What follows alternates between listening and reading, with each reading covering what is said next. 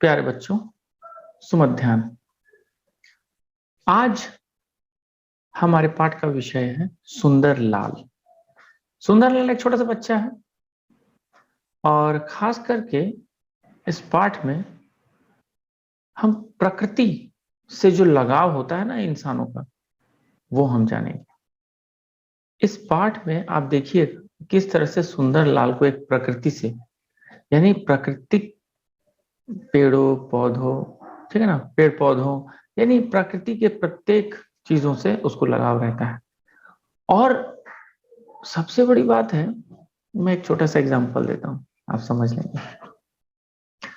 आपको अगर खिलौना मम्मी या पापा ला करते हैं, आप लोग खेलते हैं और अगर वो टूट जाए या खराब हो जाए तो आप एकदम रोने लगते हैं ना।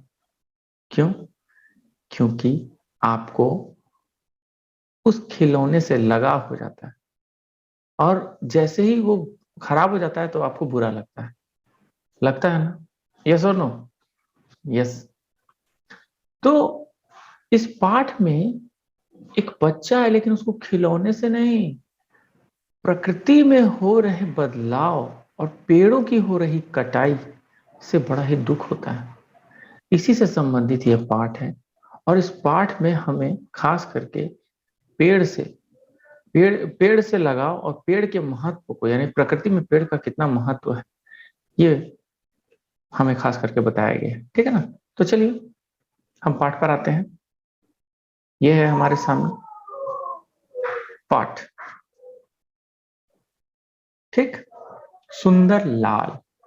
ठीक है, तो चलिए हम सीधे आ जाते हैं।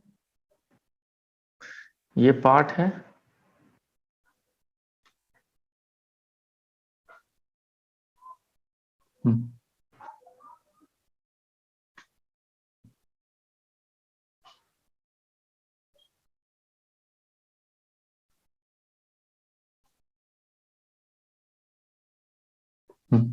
ठीक है, फिर शुरू करें।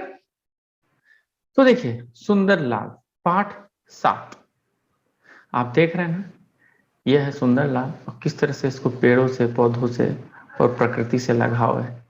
तो चलिए हम पाठ पढ़ते हैं। सुंदर लाल छठी कक्षा में पढ़ता था, आप लोगों की ही तरह। ठीक है ना, जिस तरह से आप लोग पढ़ते हैं ना छठी कक्षा में, वैसे वो भी पढ़ता था। उसे पेड़ लगाने का बहुत शौक था, बहुत खुश होकर वो पौधे लगाया करता था।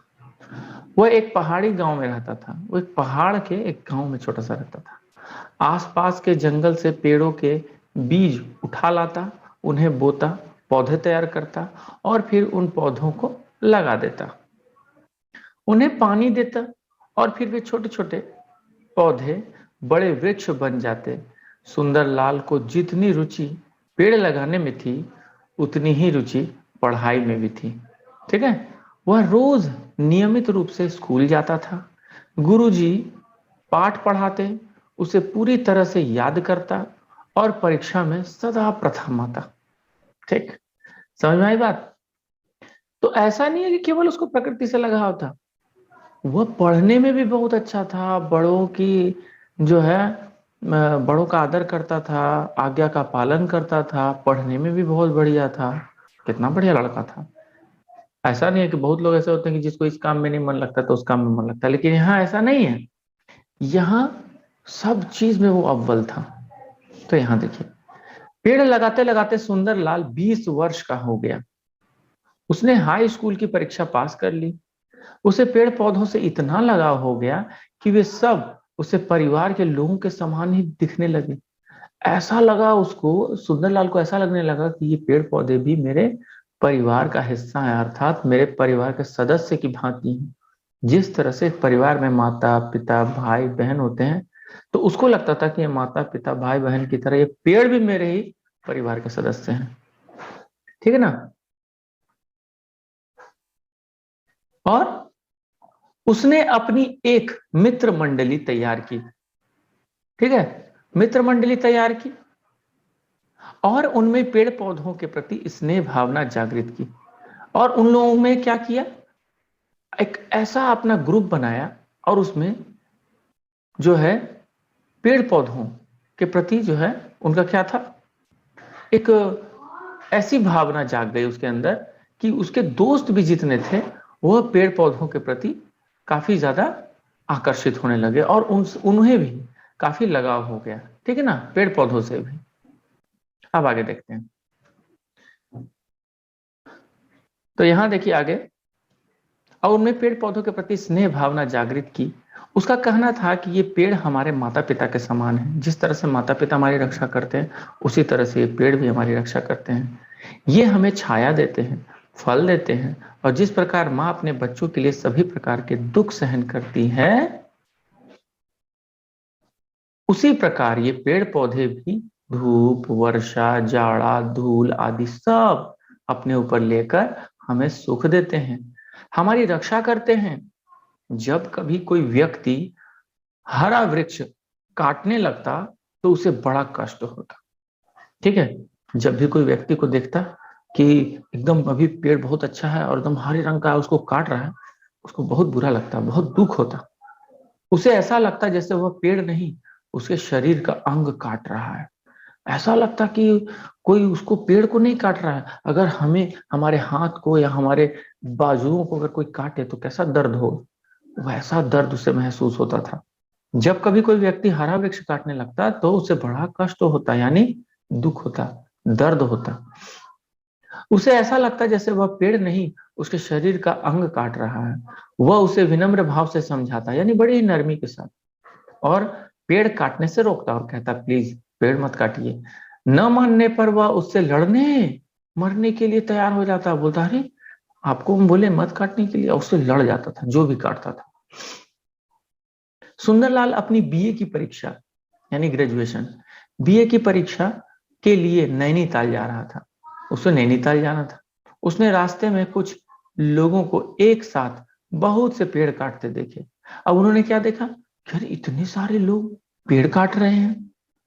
यह देखकर मन व्याकुल हो उठा, उसका मन जो है एकदम से व्याकुल हो गया।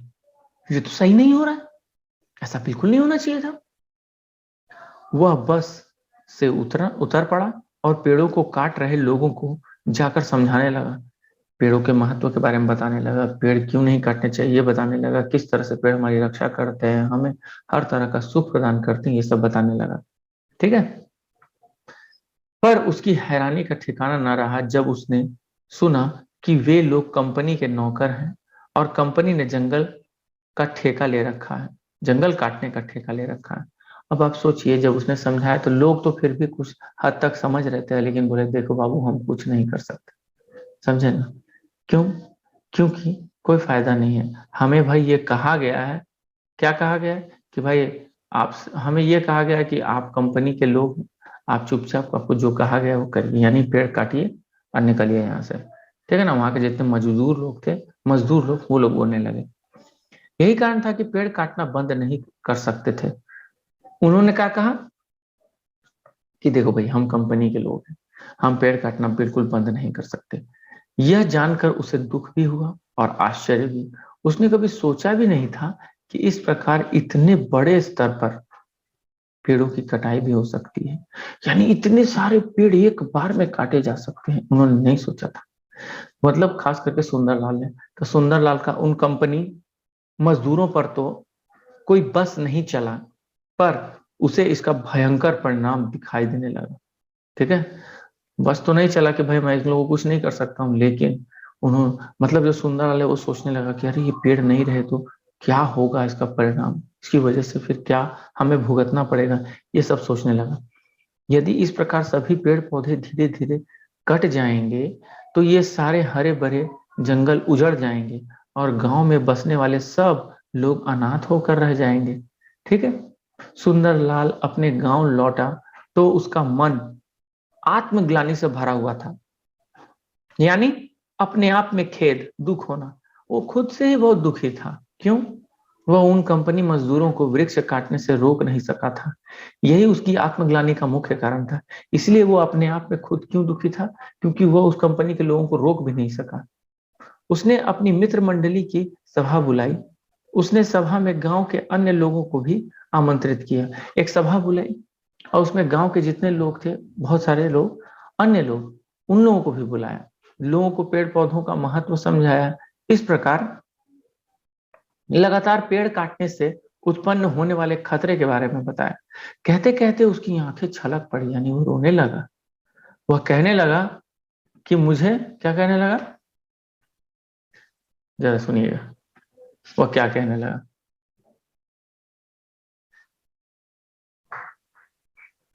वह कहने लगा कि मुझे ऐसा लग रहा है कि ये कुल्हाड़ी मेरे माता पिता के शरीर पर ही चल रही है। ठीक है, ये किसने कहा? ये खास करके सुंदरलाल कह रहा था कि मुझे तो ऐसा लग रहा है कि ये जो जो कुछ भी चल रहा है ये मेरे ऊपर चल रहा है। ठीक है, अच्छा एक मिनट, ओके, यहां से, हाँ चलिए कोई बात नहीं,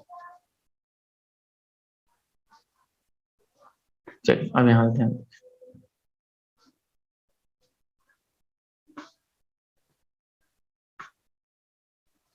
ठीक, तो वो क्या कहा कि मुझे ऐसा लग रहा है कि ये कुल्हाड़ियां मेरे माता पिता के शरीर पर ही चल रही है। सुंदरलाल अब तक बीए उत्तीर्ण कर चुका था, अर्थात बीए पास कर लिया था, ठीक है ना, ग्रेजुएशन उसका हो चुका था। अब वह भावुकता के अतिरिक्त पेड़ पौधों, वनों, वृक्षों के वैज्ञानिक महत्व का भी भली प्रकार समझने लगा था। अब ये सब भी पढ़, क्या क्या वो समझने लगा था? उसने समझा कि पेड़ पौधे क्या है, वृक्षों के वैज्ञानिक महत्व क्या होते हैं, ये सब कुछ वह समझने लगा था। वह समझ गया था कि यदि पेड़ पौधे नष्ट हो गए तो पर्यावरण का संतुलन बिगड़ जाएगा। ठीक है ना, वृक्षों की वृक्षों की अंधाधुंध कटाई से वर्षा नहीं हो पाएगी। ठीक है, और वर्षा न होने से सूखे की स्थिति उत्पन्न हो जाएगी। ठीक, जिसमें अकाल की स्थिति, जिसमें क्या बोल रहा है, अकाल की स्थिति बन जाएगी। इसके साथ ही यातायात की स्थिति अच्छी न होने के कारण अन्न का आयात नहीं हो पाएगा और दूसरे ग्रामीण लोगों के पास बाहर से अनाज मंगवाने के लिए धन भी कहां से आएगा? तो परिणाम यह होगा कि लोग भूखों मरने लगेंगे। सुंदरलाल की वाणी में प्रभाव व उसके अंदर, ठीक है ना, उसके अंदर क्या थी, योग क्या है, क्या थी, क्या क्या लिखा हुआ, जरा पढ़िए तो। अच्छा एक मिनट, मैं आप लोग को अनम्यूट कर देता हूँ। अपने आप को कोई एक जन अनम्यूट करके बोलिए, क्या लिखा हुआ? योग्यता। हाँ, ये क्या लिखा हुआ है? योग्यता। हाँ, योग्यता। ठीक ठीक ठीक ठीक, अपने अंदर योग्यता थी। ठीक है, एक्चुअली क्या है ना, सर वो योग्यता। ठीक ठीक ठीक। अब यहाँ ध्यान दीजिए, तो यहाँ कह रहा है, कहा गया, अपने अंदर योग्यता थी, उसके अंदर योग्यता थी। उसने ये पक्ष लोगों के सामने रखे। उसकी बातों को सुनकर लोगों को लगा कि वह ठीक कह रहा है। लोगों को भी लगा कि हाँ भाई ये तो सही कह रहा है, आने वाले समय में कोई भी परेशानी हो सकती है, उन्हें उसका साथ देना चाहिए। और बाकी लोगों ने क्या सोचा कि नहीं नहीं, हमें सब मिलकर इस सुंदरलाल का साथ देना चाहिए। ठीक है, यही नहीं, सुंदरलाल ने मित्रों के साथ आसपास के सभी गांव में अपनी यात्राएं प्रारंभ की। ठीक, सभी गांव में वो पहुंचने लगा। उसके बाद सभाओं का आयोजन किया और लोगों को वृक्षों के महत्व तथा उसके कटने में, ठीक है ना, सिर पर क्या लिखा हुआ है, मंडरा मंडरा रहा खतरा, हाँ, उनके कटने पर सिर पर मंडरा रहा खतरे के बारे में सचेत किया। यानी उसे लगा कि भाई क्या क्या हो सकता है, और देखिए आप लोग के साथ ये परेशानी होगी, उसके लिए लोगों को आगाह किया, पहले से बताया कि देखिए अगर ये पेड़ कटने लग गए तो वर्षा नहीं होगी, अगर ये पेड़ कटने लग गए तो समय पर वर्षा नहीं होगी, अगर ये पेड़ कटने लग गए तो कई जीवों के घर जो है नष्ट हो जाएंगे, अगर ये पेड़ कटने लगा तो प्रकृति में संतुलन बिगड़ जाएगा, अगर ये पेड़ कटने लगा तो ओजोन लेयर को भी क्षति होगी, अगर ये पेड़ कटने लग गया तो फिर क्या होगा, धीरे धीरे तापमान में वृद्धि होगी। और देखिए उसका खामियाजा आज हम लोग भुगत रहे हैं। ग्लोबल वार्मिंग हो रहा है ना, इसको कहते हैं भूमंडलीयकरण, तापमान की वृद्धि, यानी पूरे पृथ्वी के तापमान की वृद्धि हो रही है। और आप सोचिए, जो कभी हमने नहीं देखा था आज वो देख रहे हैं।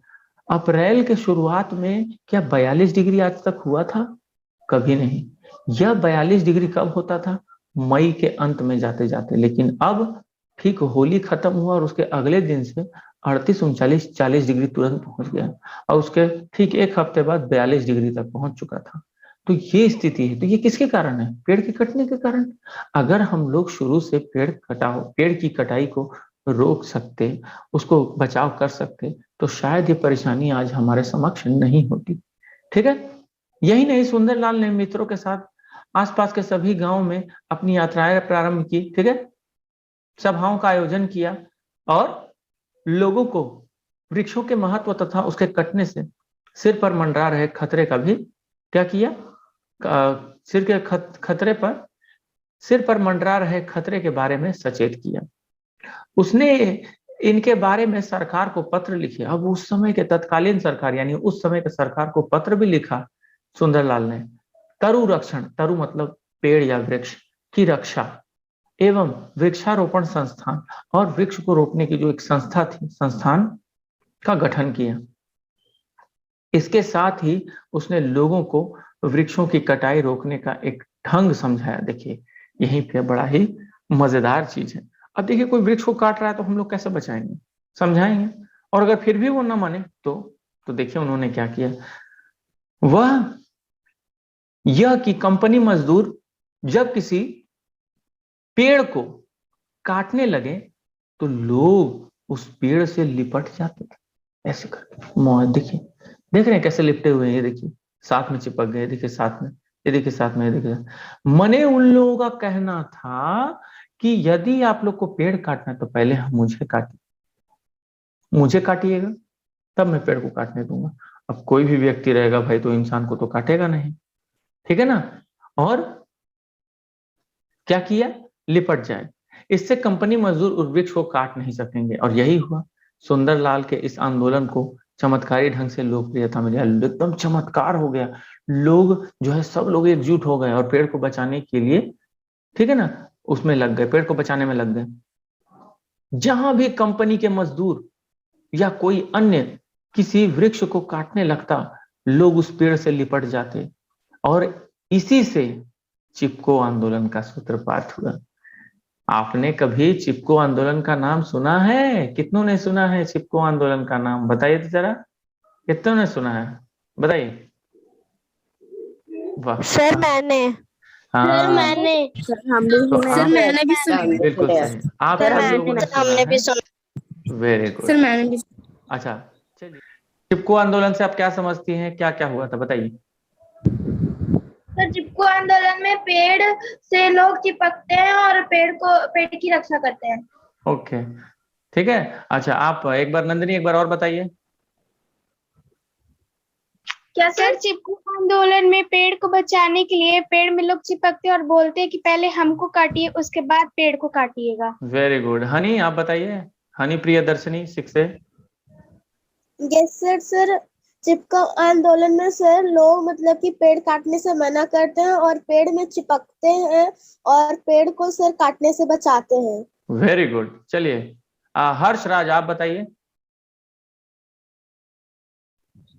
Yes sir. सर मतलब लोग है ना जो मतलब पेड़ को काटने से बचाते हैं, मतलब उसमें मतलब सर चिपक जाते हैं, क्योंकि अगर पेड़ कट जाएगा तो धरती में सर बचेगा या नहीं भी, इसीलिए लोग मतलब उसमें चिपक जाते हैं। पहले वेरी मुझे गुड। काटो तब फिर पेड़ को काटो। हाँ बिल्कुल। चलिए ऋतिक आप बताइए।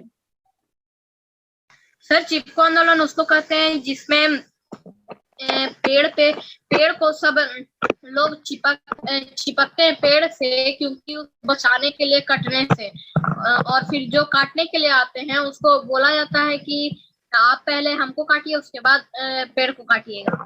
Very good. अनुष्का कुमारी आप बताइए। Yes sir. चिपको आंदोलन में सब पेड़ से चिपकते हैं और जो पेड़ काटने आते हैं उन्हें कहते हैं कि पहले हमको काटिए उसके बाद पेड़ को काटिएगा। Very good. और करण आप बताइए। सर चिपको आंदोलन में पहले बोलते हैं हमें काटिए फिर उसके बाद पेड़ को काटिए। Very good. माही आप बताइए।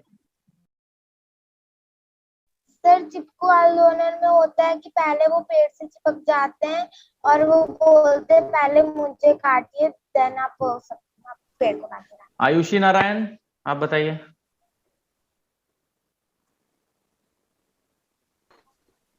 चिपको आंदोलन में चिपक जाता है और कहते हैं कि पहले हमें काटिए उसके बाद आप पेड़ को काटिएगा। इसमें सुंदरलाल का कहीं ना कहीं हम देखते हैं कि प्रकृति से काफी उनका लगाव था, ठीक है ना। तो ये चीज आप समझिए, जानिए, ठीक है ना। तो चलिए ये कक्षा हम यहीं